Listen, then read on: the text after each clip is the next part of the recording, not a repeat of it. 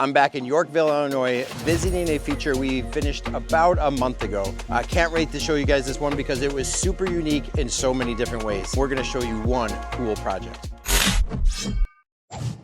All right, pond people, this is gonna be a super exciting video, and here's why. It's more of an exciting job for me because it's a challenge. This yard has some pretty severe slopes going on. I always want to try to bring that pond up as close to the house as possible, but I also want to make it visible from the house. So the challenge with this yard is if I bring it really, really close to the house, you can't see it from inside the house because that cantilever deck is gonna hide some of it. The walkout basement helps a little, but they don't use the walkout basement a lot. She does have an office window over here, and then the yard slopes away quite a bit. There's also this existing fire pit, and it's a massive fire pit, almost a 22-foot diameter from one side to the other. And then you can see that the yard slopes away. So I've got to try to nestle this pond up in close to the house, somehow get some waterfalls and stuff on here, and still making it visible from that upper deck on top. So here we are, first day. Trucks show up, we get the machines back in there. And then look at that little red machine. That little red machine there, probably one of the more important tools we have on a job site. It's a sod cutter. We strip off all the grass, and it just keeps our site really clean. So we try to strip all that grass off. We'll haul that grass away. We're gonna get rid of this log and get this job site prepped and ready to go so we can start digging right away. Hey guys, as you're watching this video, make sure you check out the link below. It's the only time we've ever done it. We are doing a backyard makeover giveaway, 100% free for you guys. You guys can win a backyard like this, if not even nicer, just by clicking the link below. Like, comment, subscribe, and share. We'll be to your yard soon enough. All this soil has really got to come out. There's no place for me to build any berms. Now, they have a big yard, and I would have loved to build a berm on the back side of this fire pit. They just really didn't like it. For me, it would have kept the fire pit really, really cozy, then planted that berm. But we're gonna take and haul all of this dirt away. We've got that grass outline cut in there, and we're starting to excavate this pond. We're also starting to build up. So notice on my left over here, all of these boulders going in. With that yard sloping almost 3 feet away to that first stone step coming into the fire pit, we've got to build up a lot of dirt. Building up a lot of dirt means we also have to retain all that dirt. Over time, all that soil would erode away and eventually go onto that fire pit. So a big massive wall came in. Once we got the wall done, the pond shaped out, just like always, we put the fabric down. The fabric is just a protective underlayment that keeps us from putting any pinhole type punctures into the liner. It's super cheap insurance. We always put the thick fabric down, put our liner down, then put some fabric back over the top, and then we'll start rocking in this pond. Now, let's talk a second about rocking in this pond. This pond is gonna take some time. Unfortunately, the way our rock was delivered here, it was all dumped out on the street. Normally, we have a guy that can bring our rock in small containers and drive it all the way down to the job site. The rock being delivered all the way up here at the end of the cul-de-sac meant we had to bring all of these boulders down by hand to the side yard over there. It would have taken forever for us to use that mini excavator and drive the boulders down one by one. So guys were bringing them down by hand, one by one. We did have a dingo to move some of the bigger ones, but a lot of that stuff just got moved with the tree dolly. Here we are rocking in the pond. We always start at the bottom of the pond, kind of pulling that liner down towards us. We never want to start rocking in at the top of the pond because we could get a tight liner and you just want to pull out all of that slack. This is just a tedious process, you know, one rock at a time, especially with the size of some of these granite boulders. I've been doing this for a long time. I've been doing this for over 30 years, and I will have to say I appreciate the machines quite a bit. When I first started building ponds, believe it or not, all of the rocks that you see in this hole would have been placed by hand, and we would have rolled those granite boulders in one by one. You can also notice that there's a flat rock in there. That flat rock towards the bottom of the pond is actually a fish cave. So they're backed up to a creek. You don't really see it in the video here, but the back side of the property backs up to a creek. And they often see birds of prey kind of walking down through the creek, herons and egrets and that kind of stuff. We took the pond 3 feet deep. We also put that fish cave in there, giving the fish a nice hiding spot.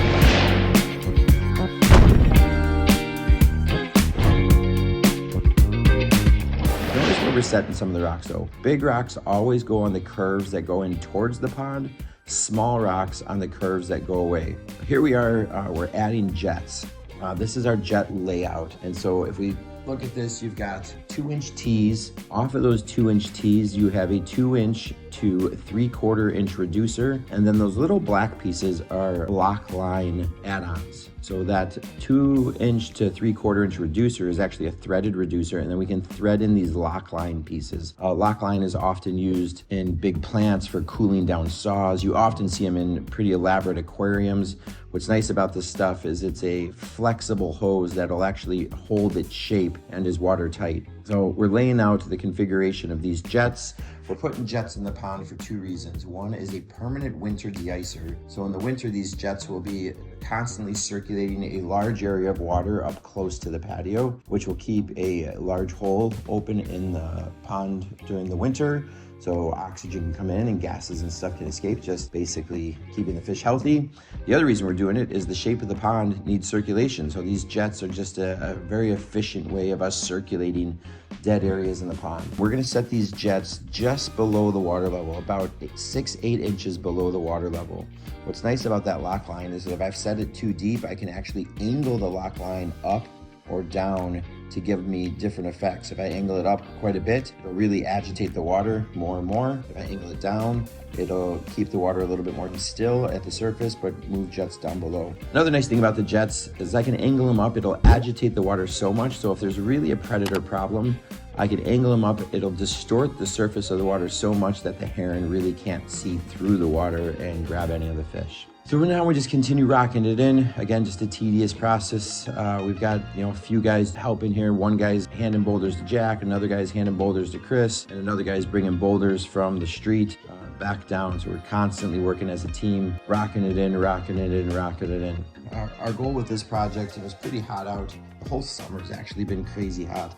Digging out the pond and getting the fabric in, the liner in, and most of the rocking takes about a day.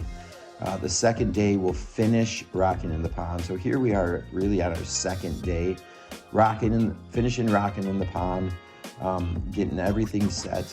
And we're gonna sneak over here in a little bit and add a Biofalls. Drove this machine back around. We're gonna add a Biofalls. And what's unique about this Biofalls is the Biofalls is usually set to at the starting point of a waterfall. We're putting the Biofalls on because we need the filtration, but there was no way I could put a waterfall in on this side of the pond because the topography works so much against that natural looking waterfall. But I wanted the filter, so I put the Biofalls right here, and now it just looks like an extension of the pond. There's a good look at that fish cave that we talked about a little earlier down at the bottom.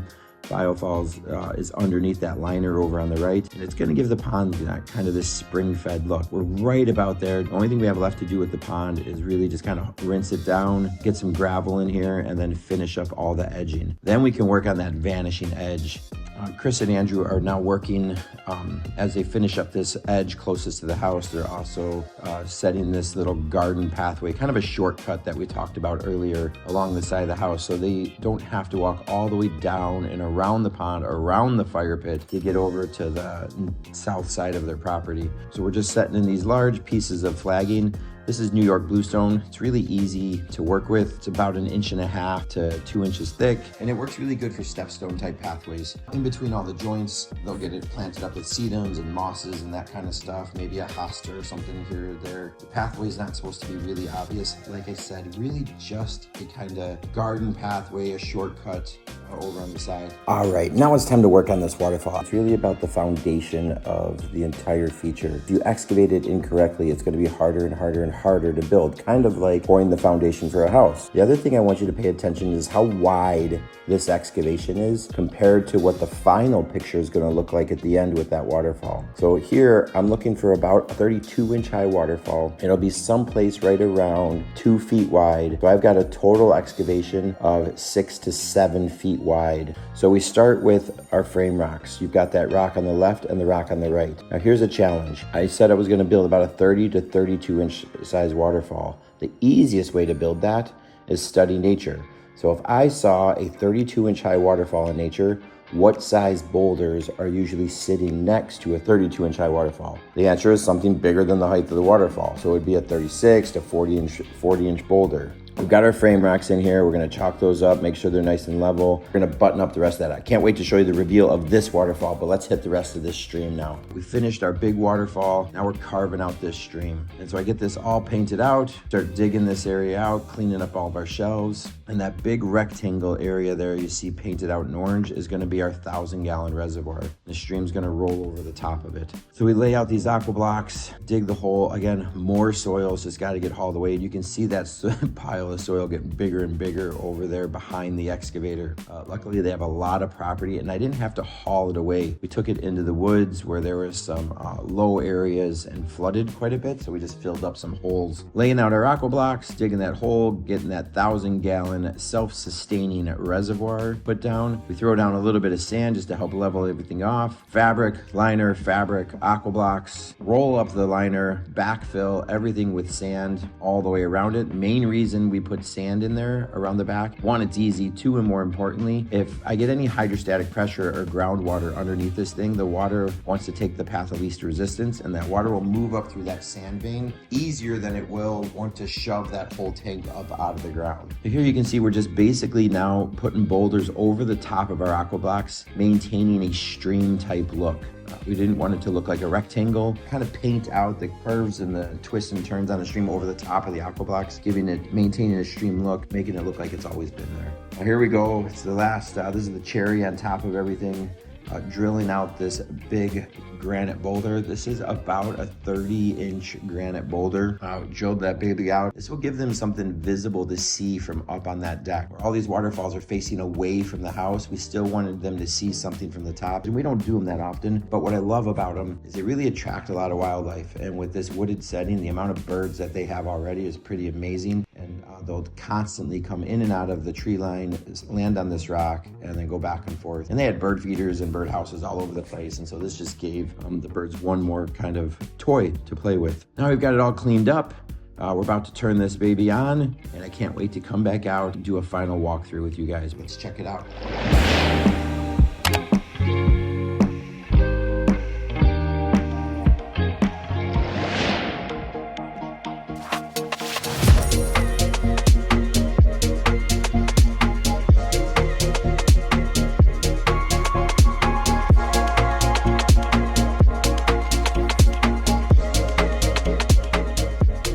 It looks so good. Well, it looks pretty good. We still need some landscape done, but you guys, check out this design. This was a really fun project and pretty unique for me because the yard was so difficult to work with. You have this great, big, beautiful house with a walkout basement, so you've got views from the walkout basement, but they also have this giant deck that overlooks this magnificently large yard back over here. So if you've ever watched us before, you know that I love designing from inside the house, but this one was challenging because I wasn't able to get them a waterfall visible from inside the house. I could get them a pond visible from inside the house, but not the waterfall. So I really focused on the pond part here. And if you notice, I brought it right up close to the viewing area. I wanted when they came out of their walkout basement to have this really kind of this zen, peaceful kind of sitting there where they could just kind of rock back and forth. As I look across the pond, I see the gentle flow of the pond, and there's no waterfall, so you really don't hear much. There is the sight lines of a beautiful bubbling boulder off in the backdrop. We went with that bubbling boulder back over there just so they could see something from this area. It also gives them just a subtle sound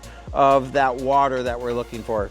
The other really cool thing about those bubbling boulders, they really attract birds. Put some jets up really close to this area here because the fish love playing in those currents. So those are, I always call them my fish treadmill, where fish will kind of come back and forth and just play in those currents and kind of hang out in this area.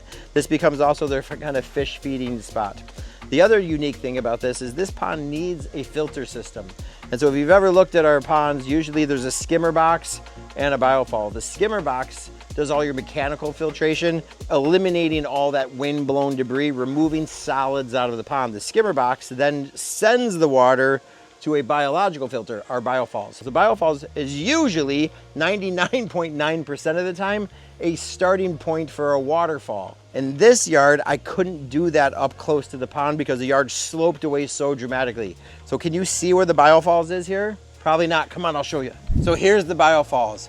Basically took it, sunk it all the way down into the ground, letting the water level of the pond match right up with where the water would come out of the biofalls, giving this pond more of this spring-fed look from this area here. So water comes up through the biofalls here and then really just pushes across the surface of this water, helping with circulation from this corner and still giving them, more importantly, the filtration that this pond needs.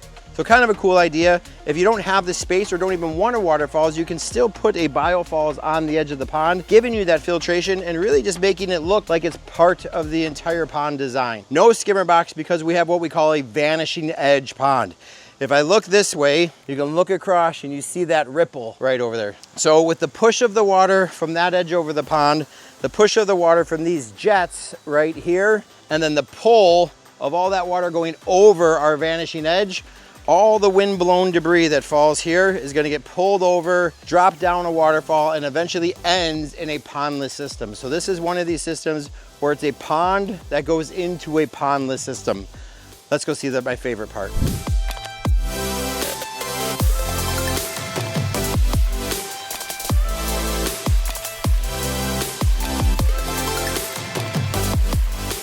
So that's pretty beautiful. This is that vanishing edge. So there's the pond back behind me. All this water is getting pulled over this waterfall, drops down, goes underneath this bridge, hits some more waterfalls, in fact 2 to 3 more waterfalls before it goes down into a 1,000-gallon reservoir down at the bottom. So all that wind-blown debris gets pulled over and eventually deposits down there. But I love the waterfall. This also makes you appreciate really the grade change that we had to work with here. This is a 30 to 33 inch high waterfall right here, dropping all the way down. Favorite part about this waterfall is the big giant sheet of water. I love those veil type style waterfalls, but I also like when that veil can hit something on the way down. So intentionally getting this big granite boulder right in here, so some of this water hits this and then falls that way, just adds a lot of character to this fall. The reason I wanted to go with a big veil type waterfall here is because this waterfall was going to be viewed from greater distances. This bridge actually takes us over to an existing fire pit. So the one thing I had to work with on this design was this fire pit that was always here. So this comes down into here, and this is a massive fire pit, probably 22 some feet wide. But when people are sitting here, big fire going here, looking back at the house, I really wanted that waterfall to be the main focal point from this area, which feels very sunken. We probably used the same amount of stone in the stream as we did for this wall right here. And so if this gives you an appreciation, that wall is about 38 inches high. And so when you look at all of these granite boulders that got placed in here to build this up, to get that pond to that level, you can understand where some of the expense of this project came from. So with now the fire pit being kind of the main viewing area, where typically the main viewing area is from inside the house, I wanted to make sure that most of my waterfalls were facing this way. So we get the big waterfall from over here, then we have another little Babbly Brook waterfall, then we get another little Babbly Brook waterfall, and then we still have the drilled out boulder over in here. So picture this as the main area.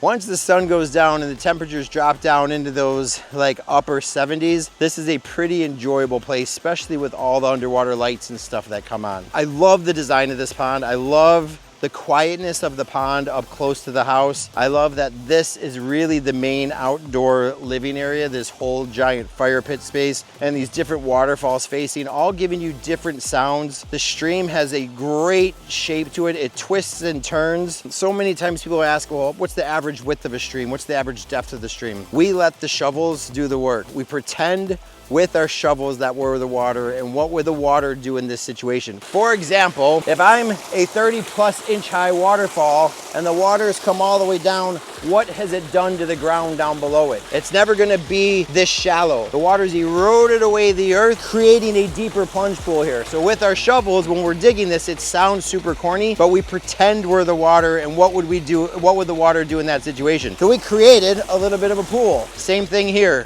We get another little 6-inch waterfall here. We dug out a little bit deeper, giving this a little bit more water depth before it gets shallow and drops again. And then you repeat and you keep doing the same thing. Perfect timing, guys. You've always heard it, build it and they will come. We got a little frog right here.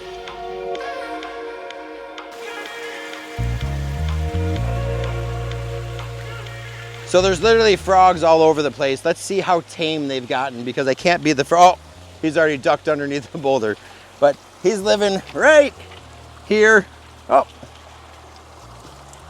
there he went. But I wanted to show you this area anyways. So remember how we said earlier in the video that we got rid of a skimmer box? All that wind-blown debris doesn't get eliminated, it just moves further downstream. And so in this case, all this wind-blown debris is just down here. I want to be able to come in here, occasionally pick this stuff up, get this stuff out of here. You could shut everything off. This will dry up, and you could just take a blower and blow it out. It's nice in the fact that you're not emptying a basket out, but you still have to come down here and remove this stuff. Because if I don't come down here and remove some of this wind-blown debris, over time, this stuff will start breaking down. In fact, if we look here, here's some leaves that are actually starting to break down. If these get ignored for too long, this stuff will end up turning into kind of like a sludge of sorts, eventually infiltrating the aqua blocks, everything else.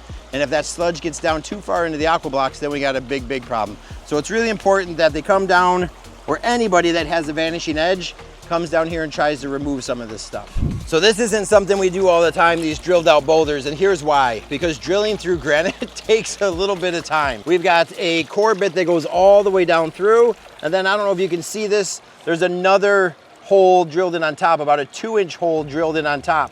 The main reason we drill a 2-inch hole at the top of this, which only goes down about 6 inches, is to allow that water to swell up in this a little bit, allowing the water to then evenly come out over this rock. If I just ran a 1-inch hole all the way up through, it'd be like putting your thumb over a garden hose, and this would be a geyser shooting up in the air. So putting that 2-inch hole over the top allows water to swell up, putting a little bit of weight on top of the water, letting the water disperse out a little bit better. We could have easily done another waterfall all the way back out over here, dropping a waterfall towards the house, but we went with the bubbling boulder, wanted to do something a little different and to keep the cost down quite a bit, because another waterfall over here would have been a little bit more money. We've got a pump vault down over in here. We've actually got 2 pumps sitting in here. A big pump, a big 4 to 7, feeds our biofalls and that upper pool with the jets and everything. We've got a small little 500-gallon power pump that feeds this guy all by himself. We put down 30 large aqua blocks down in a hole with a 25 by 30 foot liner. We've got a stream liner, we've got our big pond liner, and probably somewhere around 20 tons of granite on this project. The whole thing took us 4 days to build it. It was a little difficult. We would have shaved an entire day off of the project if the stone guy was able to actually bring the stone all the way down and around to this spot. So logistically, this job was a little harder. And because of the access to the boulders, it took us an entire extra day. This is one of these projects I can't wait to show you guys again as the landscape comes in. You can tell right now, nothing has been done with plants. It also gives you an idea of how important the plants are, because right now, until some mulch, until some other stuff comes, weeds are gonna prevail. And weeds are definitely winning the fight right now. But we need to get out here, get some landscape in. It's the hardest time of year to do plants. End of July, early August, the temperature's 100+ degrees out here. It's just hard to keep things alive. At the very least, we should come in, probably weed, get some mulch down, and then do some landscaping in the fall. But once this thing gets planted, the entire project takes on a new level, and I can't wait to show you that day. Look for this video in future vlogs, definitely gonna be on Greg Widstock, the Pond Guy channel at some point in his journey across the country. Tell me your favorite part. What do you like most? Do you like the bubbling boulder? Do you like my favorite part, that big giant waterfall with that bridge in there? The way we use the biofalls at the top, the view from the patio. Hope you like this video. You know the routine. Like, comment, subscribe, share, and if you do it, you enter in to win something like this or even 10 times better. You guys don't forget to share this with all your friends out there. This contest is real. We're coming to one of you lucky viewers, and can't wait to build a dream backyard for you guys. See you soon. Bye.